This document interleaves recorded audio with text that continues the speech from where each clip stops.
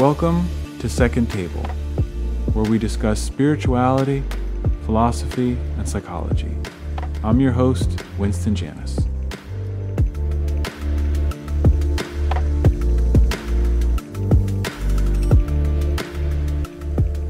Hello, everyone. Welcome back to the Second Table podcast. Today, I'm here really excited to be talking with Kendall Vanderslice, who is the author of the book We Will Feast, Rethinking Dinner, Worship, and the Community of God, and also has started the educational media project resource, Edible Theology. So glad you're here with us today, Kendall. Thank you so much for having me. It's great to be here. Yeah. I've really always been interested in sort of alternative worship and other ways that church can find expression. When I was in seminary, I was part of a thing called Pub Church. It was a Disciples of Christ church start, which was in a pub right across the street from Boston University School of Theology. So I was really excited about that experience. And came across your book. Man, I almost think maybe it was somebody at Boston University. I'm not 100% sure how your book ended up on my bookshelf, but I'm really I'm happy it did. Yeah, I'm really glad it did too. I've been highlighting a lot, and especially because the church where I work in Rochester, Minnesota, Peace Church, we're considering maybe doing like a dinner church type of project. I'm really been Fabulous. Really excited to come across your book, and so I just wanted to kind of ask you a little bit about your own background, your own journey, and how you came to write this book. I understand you spent like a year traveling around and visiting dinner churches around the country. Just tell me a little bit about what motivated you to write the book and how this all started for you. Yeah, so it's been kind of a very circuitous journey to wind up here, but I have always been fascinated with food, with the kitchen, with the table, I've always loved cooking. And when I was in high school, I began to realize that I thought I wanted to have a career in food. And so I really saw sort of my trajectory as going to culinary school and working as a baker, one day, hopefully opening my own bakery. But for a number of reasons, I decided to take first a gap year after high school. And then from that gap year, I went on to just a small liberal arts college for undergrad. And so neither of them on the front seemed like they were directing me into the path of a culinary career. But I actually, while I was doing my gap year, I was working for a ship off the coast of West Africa. It was a hospital ship. And most of the other gap year folks there had dreams of going into nursing or going to med school one day. And I was the lone future baker aboard. But it provided me an opportunity to, I got to work as a baker on the ship. I worked for in this little coffee shop on the ship that served all the nurses and the doctors and the engineers and teachers.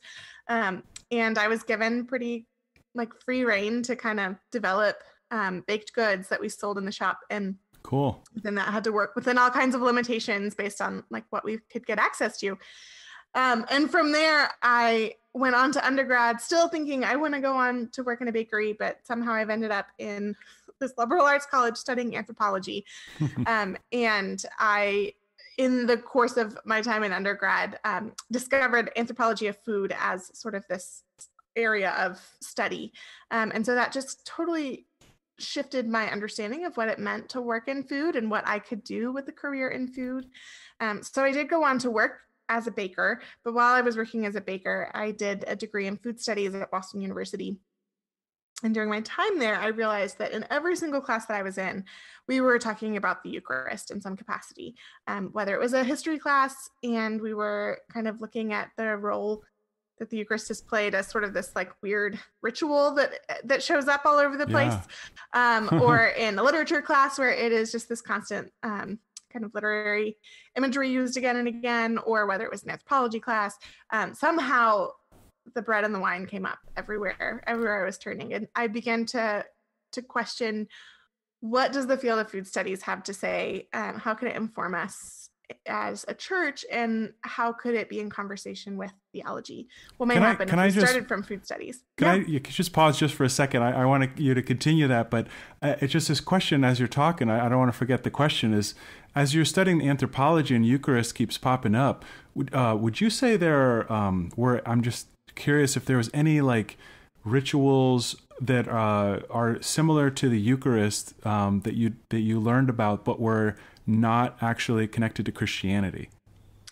Yeah, so historically there were oh gosh, I'm gonna Yeah, that's get the okay. exact times and dates and places wrong, but there were, I think, for in among the Greeks there was like these Dionysius festivals that were very similar. They had to do with bread and wine, and so some people will say that that's what Christianity modeled itself after. There were also in the writings of Jose de Acosta and some of the other Spanish conquistadors, there were similar Eucharist-like rituals in among indigenous folks throughout South America, that when the conquistadors arrived and saw it, they thought, oh my goodness, this is, I think Jose de Acosta wrote that it was the devil masquerading in the form of the Eucharist. And so there were similar sort of rituals and Yeah, I'm just so fascinated by that, like the universality and where you find God's Spirit working in other places, you know. yeah, But yeah, no, but yeah, absolutely. continue on. I didn't want to interrupt your No story. worries, no worries. Yeah. So from there, I focused in on the study of meals and the study of commensality, which is the social dynamics of eating together. I was questioning what happens when we sit at a table and eat, and how does that change the way we relate to one another? Hmm. And then going from there, I was asking, what does this have to do with the Eucharist? What happens if we study the Eucharist as a meal instead of just in this kind of theological context? And that's what led me ultimately to learning about dinner churches, where that was being played out quite practically, where Right. this gathering as a church was actually being done around the table. And so the research project just sort of took off from there. I started learning about all these different dinner churches and speaking to pastors. And as I spoke with these pastors, listening to the stories of how they started, it was just this really neat story of lots of pastors from a range of denominations who were not connected with one another, feeling just sort of this prompting from the Holy Spirit to gather around the table. And so they just went with this weird idea and slowly began to learn that others were doing something similar. We're hearing similar sort of promptings from the Holy Spirit. And so it became just a cool way to tell this bigger story of what was happening across the United States. I focused entirely on churches within the United States, but also Hmm. I know of pastors beyond the United States as well who have been modeling services after these dinner churches too. Yeah. Wow. What was it like to learn from all of those different, community? I know you wrote about that a little bit in your book, but it must have been such a fascinating experience to see all those different communities and all those different contexts all across the U.S. Yeah, it was really beautiful. It was very hopeful. It provided me with a lot of hope. I started my research in let's see. Well, so it started as my thesis when I was at Boston University, and so for that I spent a semester. I spent 3 months doing ethnographic research at one specific dinner church in the western suburbs of Boston. And then that was sort of the launching off point for the book. And so it was a year later that I did my research. I did this year-long sort of travel. And so that took place kind of the fall of 2016 through the spring of 2017. So I was doing all of this traveling and researching and visiting churches, all sort of in the time of Trump's inauguration in his first 100 days. And so it was, I think, for many Christians across the country, this point of some recognizing that, just feeling deep betrayal by the churches and pastors that they'd grown Mm. up with, others feeling like there's this intense polarization and they didn't know how to talk or how to move forward. And it was really fascinating in the midst of all of that to be sitting down at tables with people from a wide range of theological traditions, a wide range of political leanings, Right. a wide range of geographic locations, and sitting and having conversations and eating and worshiping around the table. And it definitely provided hope that, that God is not going to let God's church go. Yeah. Wow. Yeah. It makes me think of a lot of questions. And actually, before we kind of maybe shift directions or whatever, I'm just thinking maybe some listeners might not really know, like, what actually is like a dinner church. So how would you define, it's kind of, we probably should have done that in the beginning, but like, how would you sort of define a dinner church? I would define a dinner church as a church that holds its primary service around the table.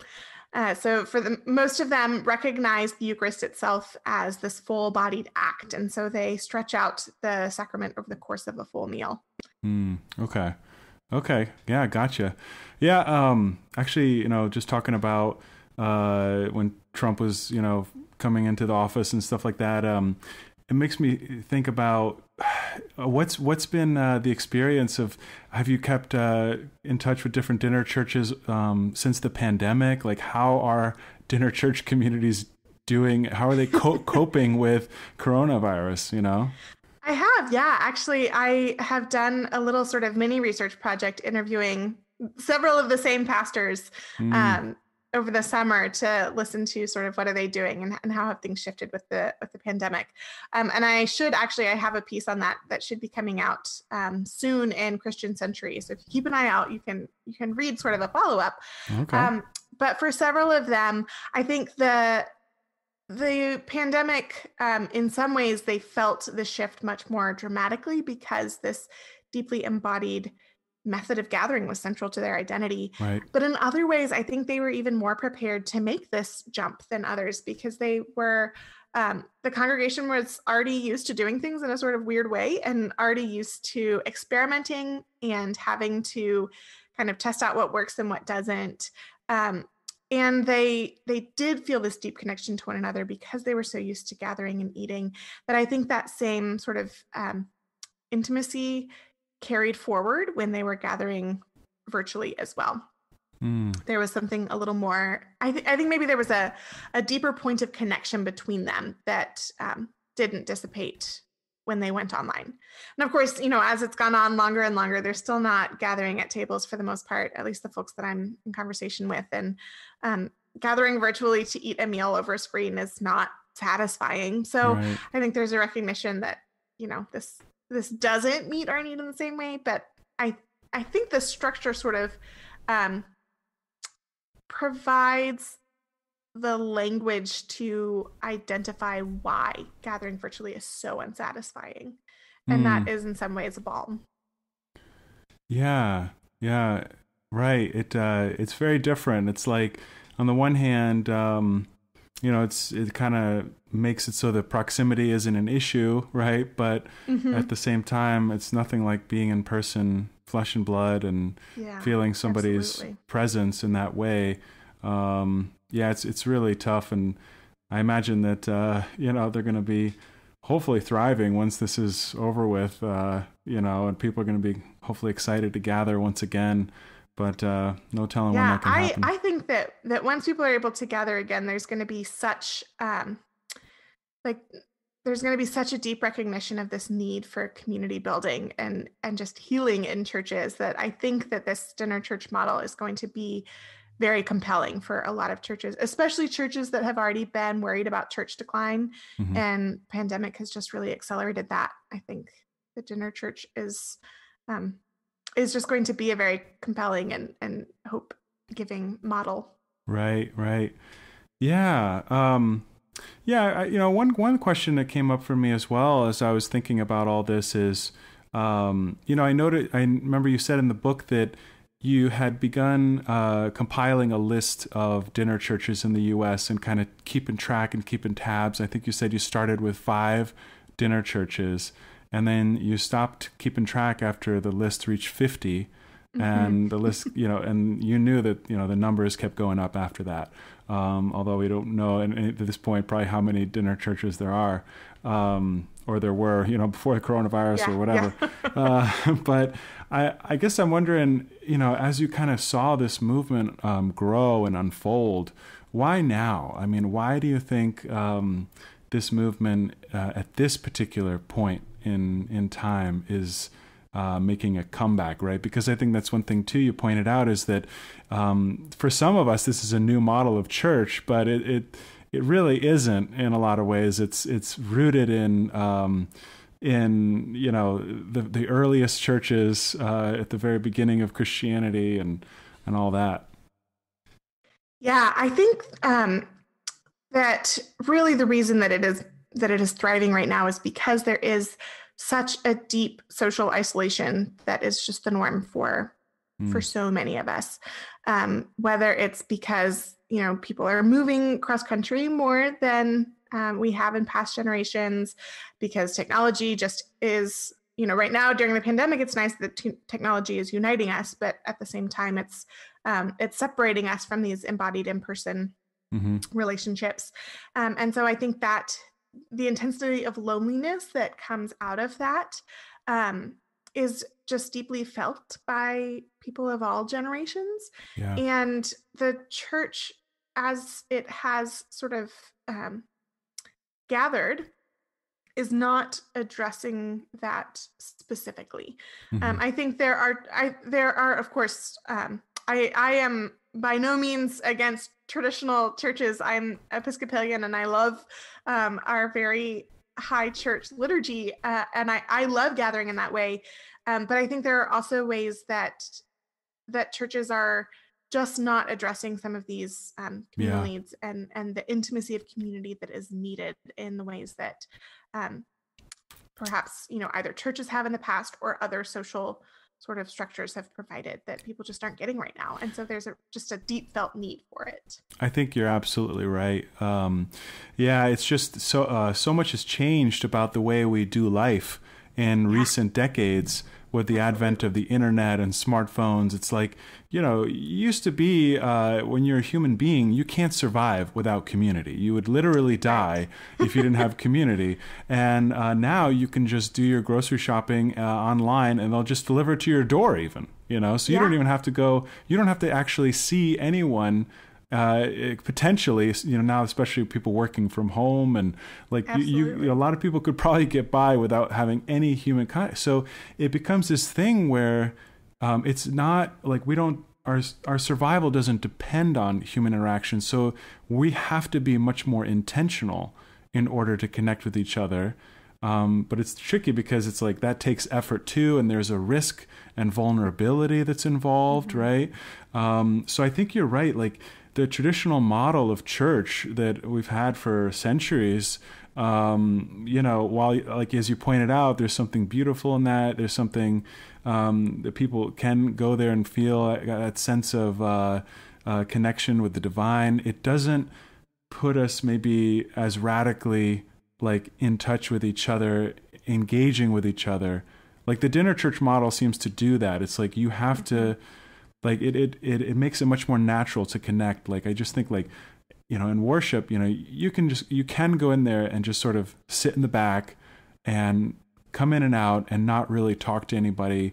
Or, even during the after service, there's like a coffee hour. It might be nice to, some people gather, right? But if you're kind of like a newcomer or something like that, like it could be kind of awkward. And dinner church can be awkward too, right? But you kind of, you're put right in the middle with dinner church where it's like, you kind of can't do it and be alone, Yes. Right? I think dinner church sort of, it recognizes that it is awkward and uncomfortable and vulnerable. Whereas I think a coffee hour is, we like to pretend that it's not as awkward as it is. So if you feel awkward or uncomfortable, it's easy to avoid. And the structure itself isn't necessarily like capable of addressing the discomfort that people feel. But that discomfort is part of getting to know people. That discomfort is a part of getting to this place of vulnerability that allows our needs for one another to be met. And so I think a dinner church structure, it just has a better capacity to, I think through kind of the formality of it, ironically, the formality allows people to be a little bit more relaxed because you have something to do with your body. You have words to say. There's just more structure to it that kind of holds that awkwardness for you. Yeah. Like I love like, towards the end of the book, talking about unity and that last chapter of the one holy apostolic church, and how you pointed out that we have like a bodily knowledge, and if we've been raised in a tradition, we might like have a deeper connection and Christian community with the times to stand and sit and pray and read from and sing hymns and etc. But that, for somebody that is not familiar and hasn't been brought up by all that, it can be extremely unfamiliar. But we all, you pointed out, have our bodies know through our senses how to sit at a table and eat. Like we all have that. So it's kind of something really universal about it. Mm-hmm. Yeah. Mm-hmm. Yeah. I'm curious to ask, are there particular things that really stand out to you that you've learned really work well in terms of dinner churches, and things that really don't work well? I'm sort of thinking like if some people listening, maybe considering starting a community of their own or forming a dinner church of some kind. Yeah, I think so the beauty and also sort of the difficulty of dinner church is that it is incredibly adaptable, and it has to really grow out of the needs and limitations of your own community. So I don't think there's really any way to offer a one-size-fits-all sort of approach to dinner church. Instead, when I am training clergy who are interested in starting churches of their own, I provide some questions and some prompts so that they then kind of sit and listen and observe the needs of the community that they're in. And when I say community in that way, I mean both like the congregation that you're a part of, the people who are specifically going to be members of your dinner church, and also just the geographic sort of community, the neighborhood that you're a part of. And the ways that you can recognize the needs that exist there, and then the ways that you can use this service to uniquely address those needs. Mm-hmm. And so I think, what works for a church in New York City, where a primary need is sort of, for example, with St. Lydia's, this right. need for connection, especially among kind of young professionals and artists and those who don't have some built-in sort of communal structures. What works in that context is maybe not going to work in a rural church in, another state. The ways that they incorporate poetry and artistic sort of movement and various forms of singing might work in some contexts and might like really be uncomfortable in other contexts. And so sort of the universal is just paying attention to the needs that you can meet, but then also the skills that exist within your community. You're a community that's got farmers and you've got bakers and you've got people who can cook really well. Then incorporate the foods they grow, incorporate the bread they bake into the rhythms of the church. And whether that's cooking together or just using their wares. Yeah. It's a good point. Every community is unique and different in its own ways. Just kind of asking from my context, right? I'm the associate pastor of a church. I kind of just started that position over the summer. It's all very new. It's kind of weird. It's hard to get to know people when it's COVID, but we got Zoom groups and that kind of thing.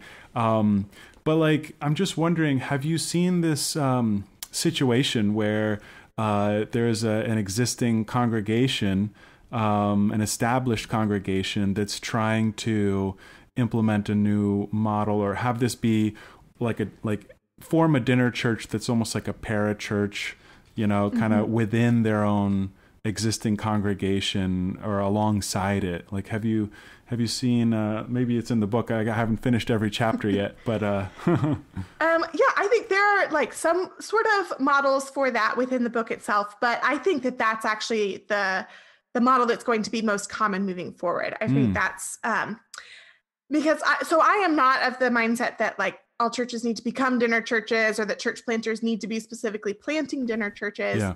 I think really what is needed is, I think dinner churches, as I've studied them, can offer some wisdom to churches of all types about the importance of eating together and the importance of building embodied community within the rhythms of our church.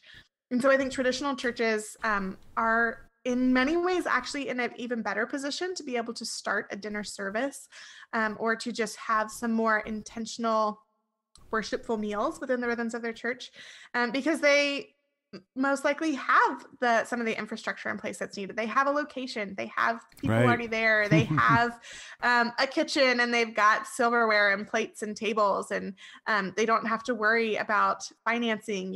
They've already got their financial structures in place, and so a lot of the things that are difficult for dinner churches that are just getting started are not necessarily they're not necessarily barriers for existing churches to start a dinner service. And so I think it's a great way to add something for your community without necessarily taking away from what you're already doing.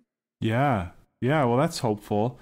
Yeah. Do you see that there might be any obstacles in general to starting like in that situation, or kind of, really things to watch out for you might have on your list? Yeah, I think recognizing, like, being very clear about what role you want this service to play in your church. Is this another option for the Sunday service? Are you going to be reading the same scripture readings? Are you going to have a sermon that parallels, the sermon being preached on Sunday, so that people then choose to either come to the Sunday service or to this dinner service? Or is this an extra, an additional piece of your community life together? Is this something that people do? Do you expect them to do it in addition to Sunday morning? I think that people very much crave both a dinner church service and a traditional Sunday service. Several of the churches that I visited and researched, while the churches themselves the dinner service was the entirety of sort of their church, a lot of their members also attended traditional churches on Sundays. And so they viewed it as kind of two different services that both together met a variety of their needs. So I think just being clear for yourself as leadership about what you want this worship service to, the purpose you want it to serve, so that then you don't get either frustrated or confused, or you don't wind up with frustrated or confused congregants when they're not quite sure how it fits into the life and rhythms of what they're already doing. Right. Yeah. I think, like you said, it's there's so many things to consider, and I do love that like established churches have the resources in a lot of cases to the space and a kitchen, etc. In a lot of cases, and at the same time, having it outside of the building can also sometimes, I'm sure, for a lot of communities be helpful for, like, some people might, like, if they're trying to reach a community that is not comfortable with actually even entering a church, because of all the stuff that brings up for them, Yeah, absolutely. If that is sort of the need that you identify that you want your service to address, which is kind of being a safe place for people who feel out of place or unwanted or harmed in any way by the church, then gathering in a church building might actually be a barrier to Right. addressing that need well. So yeah, that is definitely, again, where it's like really identifying what's the purpose that we're serving, what's the need we're meeting, then trying to recognize what might hinder that and what might help that. Yeah. I'm curious if, I know you said, like we talked about, every community, every church you visited is really different and has different needs. Is there anything, though, like in particular that maybe we haven't talked about yet that was like, I don't know, a special ingredient of sorts that really felt like made certain communities work, or things that would be really useful to include to really create the kind of atmosphere that these churches are trying to create? Does that make sense? Keeping things small is really important. Once the service gets too big, it's difficult for people to connect. I think probably 50 people is about the tipping point where it can be difficult to really have that more intimate conversation, and just that kind of close connection. I also think being in a space where you can keep the lights dim, have candles or kind of twinkle lights, something where the lighting is low and you have background music, that can be so helpful in just facilitating conversation and helping people feel a little bit more comfortable. It creates the low lights and the soft music make people more comfortable with silence. And silence is a pretty important piece of just having vulnerable conversations. Right. Creating a certain atmosphere and ambiance. And yeah. Very cool. Yeah. I mean, I love the model. I think a big part of what I loved about your book too is just highlighting how theologically grounded this model is. Do you want to talk a little bit about that, like the ways in which this is a model that really is true to the Christian tradition? Yeah, absolutely. Yeah, it is. I see this as very grounded historically in the recognizing the early church, which gathered around tables, the model that we see in both Paul's letters to the church in Corinth, as well as what we have from the book of Acts, and also the writings that we have from Tertullian. We know that they gathered around tables, and we know that these gatherings around meals were central to sort of their subverting the social norms. And gathering together from a range of social classes at the same table was just an abnormal means of gathering. And so through their actual worship, they did this work of subverting social structures and existing as a community that took care of one another's needs. And so I am definitely, I don't see, I'm not of the mind that we can just go back to the way things were and it's the exact same, or that that's the right, I think there are things that we have gleaned through all the shifts in church structure throughout the history of the church. But I do think that there is just a beauty in grounding ourselves in the patterns that we know the earliest Christians followed. But there's also a theological grounding. We see meals as this kind of central storytelling device throughout the whole story of Scripture. Yeah. From the Garden of Eden, where it was both eating that marked sort of this the fall, that it was through a meal that death was brought into the world, but then also it is through a meal that Jesus marks his own death and resurrection. It's through this continued meal that we remember God's promise to restore creation, and it is through this vision of a coming feast that we are reminded of kind of the fulfillment of that process. And so eating together as a church, eating together as an act of worship is a part of really tangibly living in God's promise to heal and to restore and to make all things new. And so there is something that happens when we actually eat together that changes the way that we interact with one another, that changes the ways that we relate to our own bodies and the ways that we relate to God. And that is a part of sort of living into, I think, this new creation and this kingdom of God that God is establishing. Yeah. Wow. It's, it has a lot of thoughts come to me at once about everything you said. It's like, just making me think about, when you're talking about the story in Genesis and then the redemption, through sort of the Last Supper, right? And that kind of thing. It's like, it makes me think about just the act of eating and how it's so strange because in one sense, it's kind of, it is strange and tragic that we can only sustain ourselves through something else giving its life, whether it's a plant or an animal.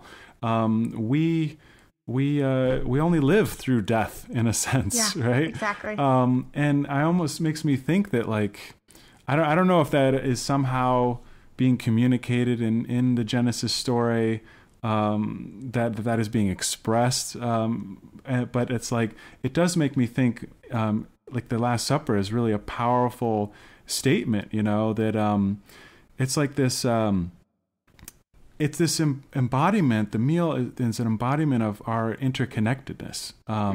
We're connected with one another at the table, and we're also connected to the earth, right, through the plants and the animals. The plants that come right out of the ground. It's just, Jesus is saying, this is my body, this is my blood, that we can't exist without the food. We are the food.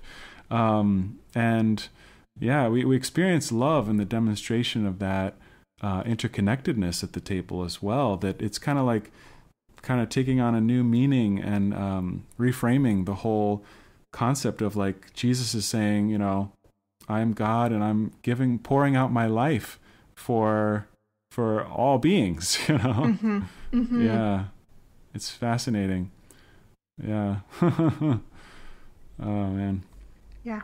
Yeah. It's beautiful. I love it. I still get the chills every time I think about sort of just this through line of meals and eating throughout the entire sort of story of Scripture. And right. Yeah. It's very powerful. Yeah. It just makes me think about the universality. Like this is a very kind of, in some ways it's like a particular almost like niche for Christianity, that everything is so centered around the table.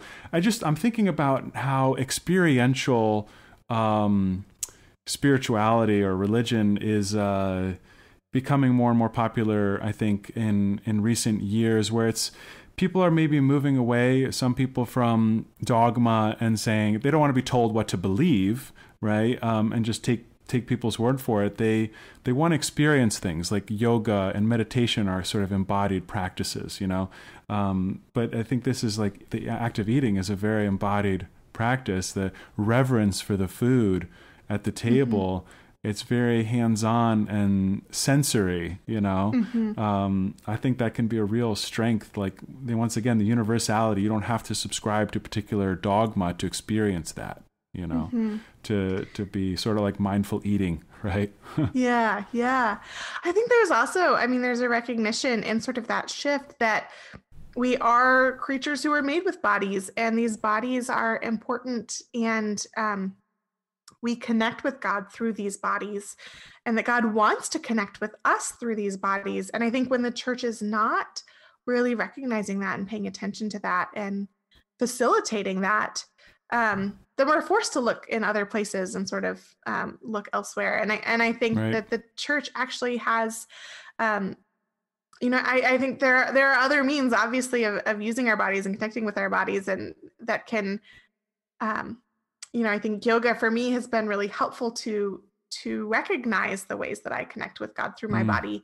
But then I think that the depth of that, and always, I think that theologically we have this great framework to draw from that helps to make even deeper sense of why it's so important that we care for our bodies and meet God in these bodies that God is working through. Yeah, it's like in Christian history, right? There was like kind of a movement away. There's a lot of theological threads that led away from the body and sort of condemned the body and the world. And yet, central to Christian faith is incarnation, right? And I think more than just the incarnation of Jesus as an individual, right? But just saying we are the body of Christ. This is the incarnation of God. And it's like, you might like is this book I've been recommending to people. It's called Pray Always by Edward Hayes. I don't know if you've heard of it. Oh, I have not heard of it, no. Yeah, but he... it's about like praying with your eyes, praying with your feet, and he has a couple chapters in there on feasting as prayer. Oh, fabulous! And that really was inspiring when I read that. And he talks about it. I think he's had some. I don't know too much about the guy, but I think he's studied other traditions as well, like Buddhism, Hinduism, and stuff like that. Because he mentioned the yoga of eating together, the yoga of washing the dishes, I thought that was the yoga of washing one another's feet, the royal yoga of Jesus, So yeah, I think, we're experiencing God at the table. This is a way of sort of experiencing the incarnation with one another, Yeah. Yeah. And also going back to kind of what you said about early Christian history and how, the table was and I think you talk about this in the book as well, the opportunity for the common meal to sort of level the, dismantle the social hierarchy, right? I don't know. Do you want to say a few words about that? Because I think that's also really, something we haven't touched on yet in this conversation, but that is also potentially really central to this model and into the Christian tradition, is kind of bringing together people and sort of, putting people into contact with people who are marginalized, and kind of getting ourselves to change our perception of one another, and overcoming stigmas and stuff like that, right? Yeah. And this can be a very tricky sort of thing, because the table has oftentimes been, it has been used as a way to establish these social hierarchies. And it's also capable of being a place of dissolving these social hierarchies. And when these meals are used intentionally, then they can be really significant in sort of changing relationships and the ways that people relate to one another. So I think, from the negative stance, or something to maybe be aware of, is that the actual foods that we offer affect people's comfort at the table. And so being careful of the language that we use around food, not moralizing foods, and not moralizing different ways of eating, and sort of paying attention to what foods bring people comfort, what foods make people feel at home and feel welcome, and offering those foods can be a really important piece of avoiding the table becoming this place of sort of reasserting some of these social hierarchies. But then when we do sort of bring together people from a range of different backgrounds and sit down and converse and dialogue and recognize the dignity inherent to each person and the wisdom that each person brings based on their various life experiences and phases of life, and just points of sort of where they exist, it can create these relationships among people and foster understanding in ways that might not otherwise exist.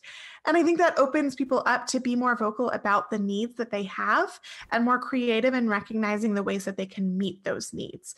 So when the church itself is already structured to meet sort of this deep physical need for community, as well, or the social need for community, as well as the physical need for food, then the church has sort of already organized itself, and the community has already been built around this ability and willingness to meet one another's needs, that then sort of creates a cyclical pattern of feeling more comfortable expressing your needs, because the community is capable of addressing them, which leads to addressing those needs, which leads to a deeper sort of commitment and vulnerability and comfort that allows you to be even more open.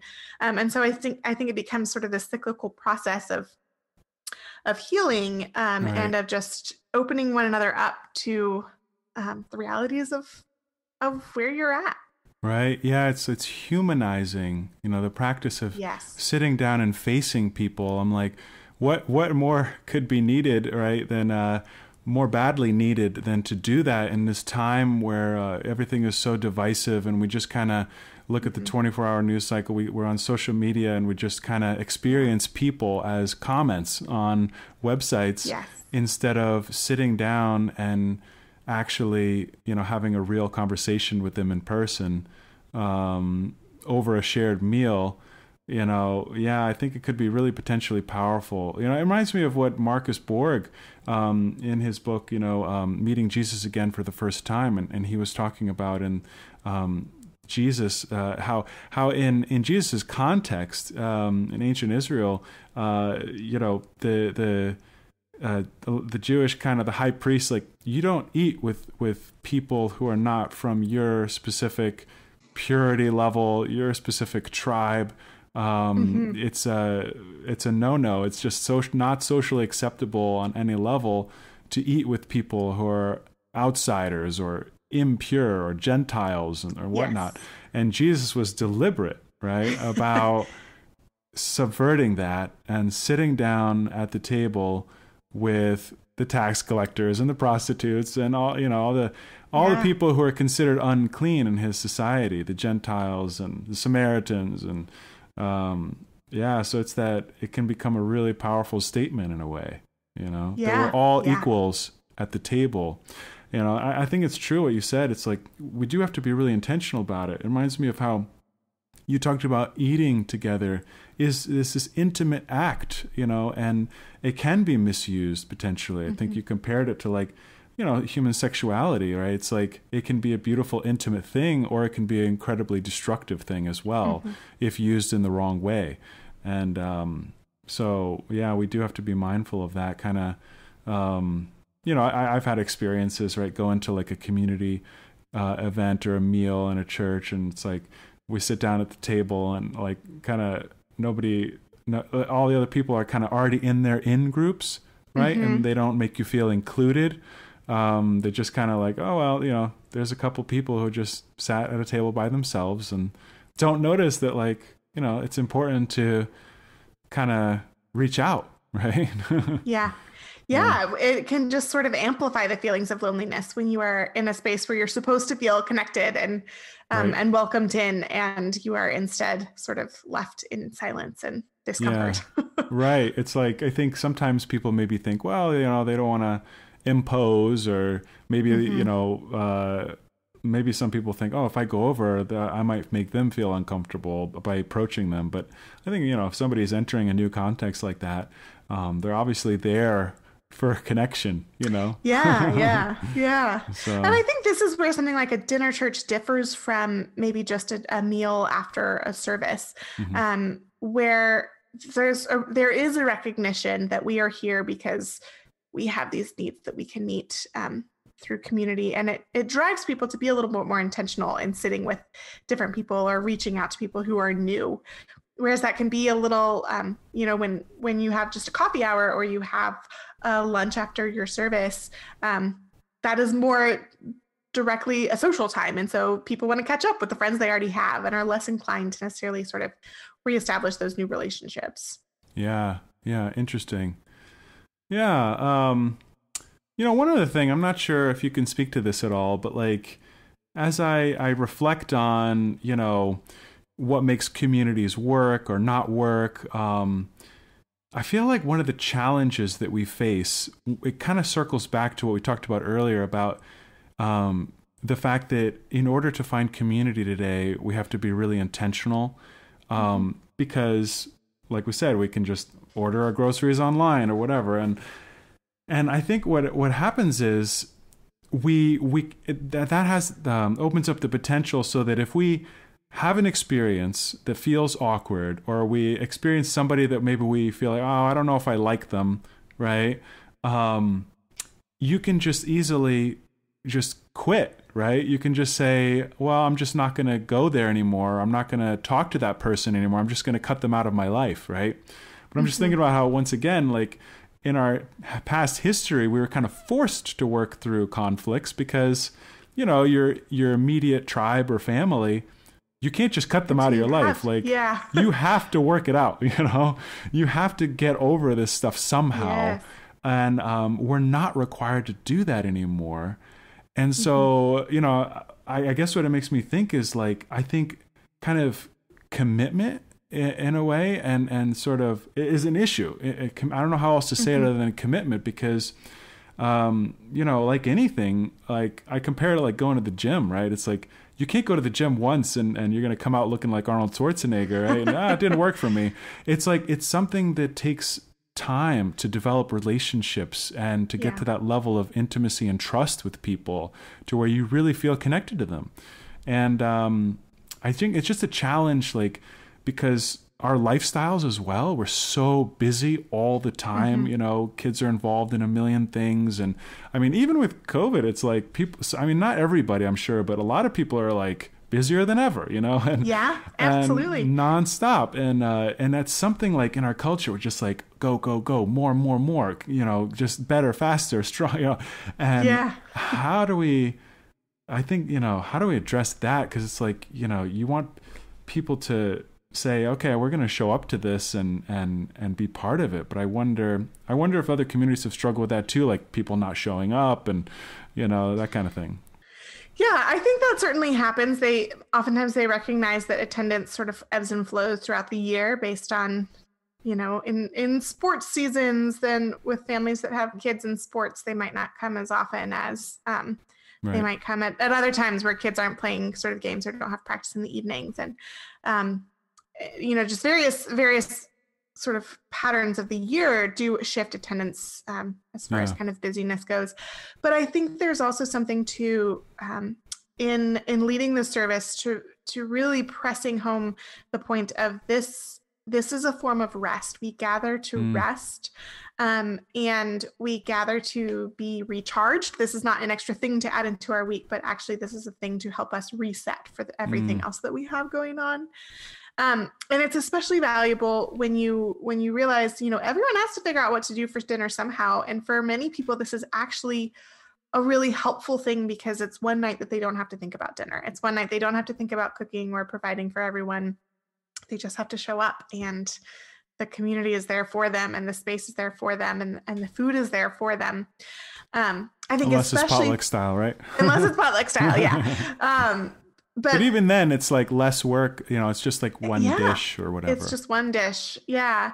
So I think there's something of really recognizing like this is rest, and really, really pressing that point for the congregation to say like, you might be uncomfortable, and there's value to that. You might, here's what we hope you see over time, and here's what we hope you glean through committing to this. Yep. And also creating the space for people to sort of, to speak to what works and what doesn't work, what makes them, want to keep coming back, and what makes them feel out of place or unsafe or unable to hit that sort of point of vulnerability. Yeah, I think that's also true, and I know I said it's like an issue of commitment, but I do recognize like, even for myself, like it's like it's hard to fit or squeeze anything else in. You want to have quality time with your family. You want to have quality time with all this. You want to rest, like you said.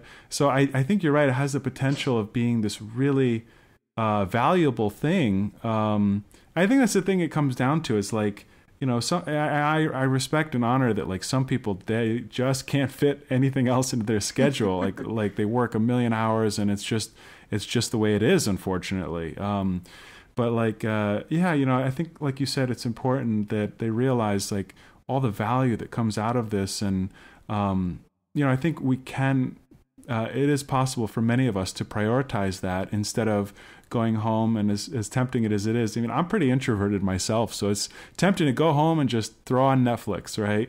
But, ironically enough, I feel like that's another attempt at trying to connect, right? Because when we put on Netflix or TikTok or whatever it is that we use for an outlet like that, those things exploit our desire for connection because we feel, okay, I'm watching other people on the screen. Yes. And so I kind of feel connected and like I'm a part of their lives or they're a part of my life in some ways, right? But it's a very kind of surface level, like it's all one way, which is, so you don't really get the nourishment, the experience of being seen. But I think people they gravitate towards that because it's easier. You don't have to deal with other people's crap. Right. It doesn't cost you anything, right? It doesn't cost you. It doesn't cost you, but because it doesn't cost you, it doesn't give you anything in the same way either. Right. It's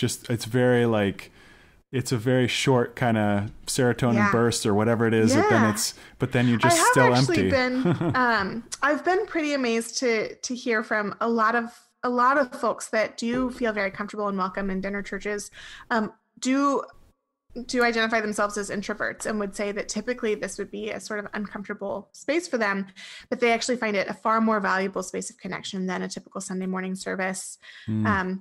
Because they can sit at a table and listen if they need to, but they feel, I think like the points of connection are more meaningful, and it actually does energize them in a way that other sort of gatherings might not. Yeah, that's awesome. Yeah, I'm really excited about it. I hope that, we can maybe start something like that at our own church. I think people would be excited about it, and yeah. So, I guess we're kind of coming towards the end of our time here right now. So is there any place you want to kind of tell our listeners where they can find you online, or any special projects you're working on, anything like that? Yeah, you can find me and all my work at edibletheology.com, www.edibletheology.com. There you can sign up for my newsletter. I've got a free monthly newsletter, but I also have I have a curriculum for folks who are interested in starting a dinner church where they can kind of walk through some of this history and theology and anthropology, but then also some just basic questions to help you think about how to start a service in your own community. There are all kinds of other resources there too, as far as ways that you can use food intentionally in your community. But all of it's there on that one website. Awesome. Yeah, that sounds like a great resource. I'll put it in the show notes as well, so people Perfect. can check it out. So yeah, great. Perfect. Well, thank you so much for being my guest today. Absolutely. Kendall? Thank you so much for having me. Yeah, it's been a lot of fun.